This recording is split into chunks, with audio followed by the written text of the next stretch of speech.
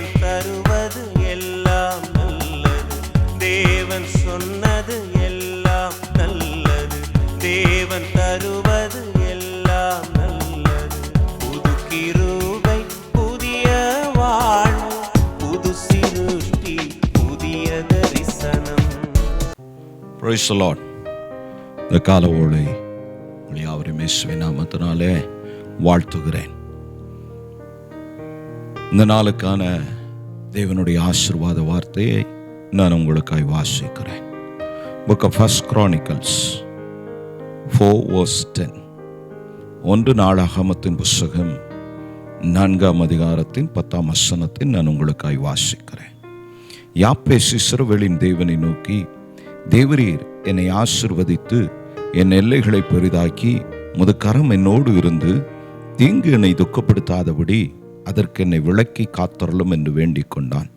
அவன் வேண்டிக் கொண்டதை தேவன் அருளினார். இந்த கால ஓலை அன்பு தேவ பிள்ளைகளே, கர்த்தருடைய வேதம் நமக்கு இப்படி சொல்லுகிறது. யாப்பேஸ் நம்மை போல ஒரு மனிதன் தான். யாக்கோபு நிருபத்திலே எலியா தீர்க்கதரிசியை குறித்து எழுதப்பட்டிருக்கும். நம்மை போல பாடுள்ள மனிதன் என்று. அதுபோல இந்த யாப்பேசும் நம்மை போல் ஒரு பாடுள்ள மனிதன் தான். அது மேலே உள்ள வசனத்தில் அவன் சகோதரர்கள் எல்லாரை விட கனம் பெற்றவனாயிருந்தும் அவன் தாய் அவனை துக்கத்தோடு பெற்றபடினாலே அவனுக்கு யாப்பேஸ் என்று பெயரிட்டார்கள். யாப்பேஸ் என்பதின் அர்த்தம் துக்கமாகும். எனவே அத்தாயினுடைய துக்கத்தை அதை பெயரில் அவர்கள் வெளிப்படுத்தி விட்டார்கள்.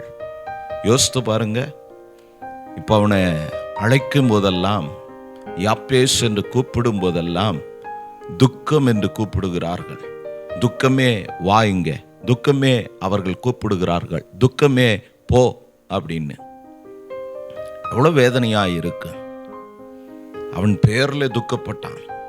இந்த நம்முடைய தனிப்பட்ட வாழ்க்கையில், நம்முடைய பர்சனல் லைஃப்பில், நம்முடைய ஃபேமிலி லைஃப்பில், நம்முடைய பிள்ளைகளுடைய வாழ்வாதாரங்களை நினைத்து இப்படி துக்கப்பட்டு கொண்டு இருக்கிற உங்களை பார்த்து தான் கர்த்தர் சொல்லுகிறார்.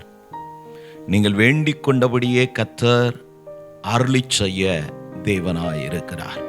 ஆம் பிரியமான தேவ பிள்ளைகளே, இந்த கால ஓலை யாப்பேஸ் இவ்வளவு துக்கங்களையும் சுமந்து கொண்டு துக்கமாய் வாழ்ந்து கொண்டு இருந்தான்.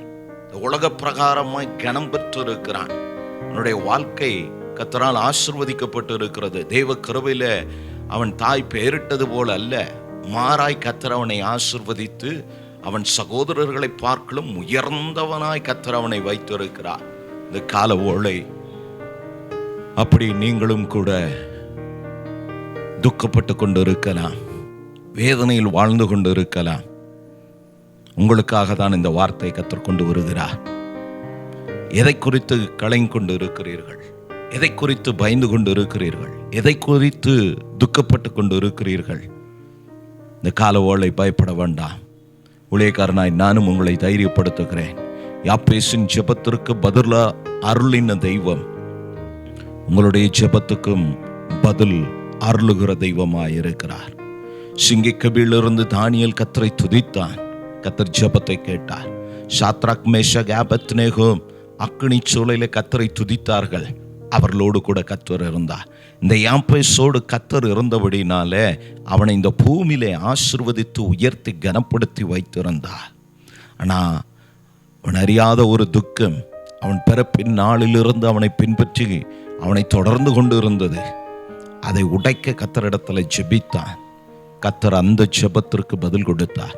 இந்த கால ஓலை உங்களுடைய குடும்பத்திற்காக, ஒரு வீட்டுக்காக, இல்லை ஒரு வாகனத்துக்காக, இல்லை பிள்ளைகளுடைய திருமணத்துக்காக, இல்லை உங்கள் சரீரத்தில் இருக்கிற அந்த வியாதி போராட்டங்கள் மாறுவதற்காக, நல்ல ஆலயத்தை கட்டுவதற்காக, ஆத்துமாக்களுக்காக, இப்படி நாம் எதை குறித்து நம்முடைய மனம் துக்கப்பட்டு கொண்டு இருக்கிறதோ இந்த நாளில் கர்த்தர் அந்த துக்கத்தை சந்தோஷமாய் மாற்ற வல்லவராய் இருக்கிறார்.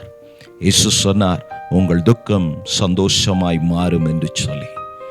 நானும் சொல்லுகிறேன், பிரியமான தேவ பிள்ளைகளே, உங்களுடைய ஜெபத்தை கேட்கிற தெய்வம், மாம்சமான யாவருக்கும் தேவன் ஒருவரே. உங்களுக்கும் எனக்கும் இந்த யாப்பேசின் தேவன் தான் இன்றும் தெய்வமாய் இருக்கிறார். யாப்பேசுக்காக அவர் சிலுவையை சுமக்கவில்லை, உங்களுக்காக எனக்காக சிலுவை சுமந்தா, ரத்தம் சிந்தினா. ஆதலால் நிச்சயமாக கர்த்தர் உங்களுடைய ஜெபத்திற்கு பதில் கொடுப்பார். தைரியமாக இருங்க. இந்த நாள் காலை உங்களுடைய ஜெபம் வேத வாசிப்பு நேரங்கள்லாம் முடிந்து உங்களுடைய அலுவல் காரியமாய், உங்களுடைய பிஸ்னஸ் காரியமாய், உங்களுடைய வியாபாரத்திற்காய் நீங்கள் புறப்படும் போது இந்த யாப்பேசின் கர்த்தர் உங்களோடு கூட வருவார், உங்களை ஆசீர்வதிப்பார். தைரியமாக போங்க. ஆசீர்வாதத்தோடு திரும்ப கர்த்தர் உதவி செய்வார். நல்ல செய்திகளை கேட்க கர்த்தர் உதவி செய்வார். உங்களுடைய வாழ்க்கையின், பிள்ளைகள் வாழ்க்கையின், குடும்பத்தின் வாழ்க்கையில், உங்கள் வியாபாரத்தின் தடையாய் காணப்படுகிற தடைகள் என்னவானாலும் கர்த்தர் அதை உடைக்க வல்லவர். வேலை செய்கிறவர்களுக்கு நல்ல ப்ரமோஷன் இல்லை, இன்க்ரிமெண்ட் இல்லைன்னு சொல்லி கவலைப்படுறீங்களா? உங்களுடைய ஜெபத்தை கர்த்தர் கேட்டு உங்களுக்கானவைகளை கர்த்தர் செய்ய வல்லவராக இருக்கிறார். உங்களுடைய வாழ்க்கை எப்படி இருந்தாலும் நீங்கள் கிறிஸ்துவுக்கானவர்களானபடினால உங்களை ஆசீர்வதிப்பதே அவருக்கு பிரியமான காரியமாக இருக்கிறது. ஆதலால் தேவ பிள்ளைகளே, தைரியமாக இந்த காலவேளை புறப்படுங்க. கர்த்தர் உங்களோடு கூட இருப்பார். நான் உங்களுக்காய் ஜெபிக்கிறேன். கண்களை மூடி நாம் ஜெபிப்போம். நல்ல பிதாவே, இந்த வேளைக்காய் ஸ்தோத்திரம். ஆசீர்வதிக்கப்பட்டதான அந்த காலவேளை யாப்பேசை ஆண்டவரே ஆசீர்வதித்தே. அவன் ஜெபித்தான், தீங்கு என்னை துக்கப்படுத்தாதபடி உம்முடைய கரம் என்னோடு கூட இருந்து என் எல்லைகளை பாதுகாக்கட்டும், ஆசீர்வதிக்கட்டும் என்று சொல்லி அவன் சகோதரர்களை எல்லாம் விட அவனை உயர்த்தி வைத்தாலும் ஜெப வாழ்க்கையை அவன் விடல. ஆண்டவரே, உம்மை தேடுவதை விடலப்பா. அப்படி பிள்ளைகள் பல சூழ்நிலையின் மத்தியில் இதை கேட்டுக்கொண்டு பார்த்து கொண்டு இருக்கிறவர்கள் தொடர்ந்து ஜெபித்து கொண்டு இருக்கிறாங்கப்பா. கர்த்தாவே, நீண்ட நாளாய் காத்திருப்பது இருதயத்தை இழைக்க பண்ணும். ஆண்டவரே, விரும்பினது வரும்போது அது ஜீவ விருட்சம் போல் இருக்கும் என்று சொன்ன வசனத்தின் அடிப்படையில் யாப்பேசின் ஜெபத்திற்கு பதில் அருளின தெய்வம் இந்த கால ஓலை உடைய பிள்ளைகளுடைய வாழ்வில் கர்த்தர் இவர்கள் வேண்டிக் கொண்டபடி, இவர்கள் ஜெபித்தபடி, இவர்கள் உபவாசித்தபடி, கண்ணீர் வடித்தபடியே இப்பொழுதே கர்த்தர் மனம் இறங்கி இவர்களுக்கு பதில் அருளி இவர்களை ஆசீர்வதிப்பீராக. ஊழியக்காரனாய் நானும் உடைய நாமத்தினால் இவர்களை ஆசீர்வதிக்கிறேன். இவருடைய கண்ணீர் துடைக்கப்பட்ட, இவருடைய துக்கங்கள் சந்தோஷமாய் மாறினது என்ற நல்ல செய்திகளை கேட்க கர்த்தர் எங்களை நடத்தும். இந்த நாள் முழுவதும் உடைய பிரசன்னமும் கிருபையும் இவருடைய போக்குவரத்திலும் இருந்து காத்து நடத்தும்படியா நாங்கள் ஜெபிக்கிறோம்.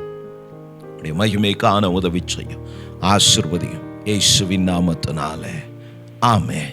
கர்த்தர் உங்களை ஆசீர்வதிப்பார். கர்த்தர் உங்களோடு இருப்பார். தைரியமா போங்க. உங்களுக்கு ஏதாகிலும் ஜெப குறிப்புகள் இருக்குமானால் தாராளமாக எங்களுடைய வாட்ஸ்அப் நம்பருக்கு தெரியப்படுத்துங்க. நாங்கள் உங்களுக்கு ஜெபிக்கிறோம்.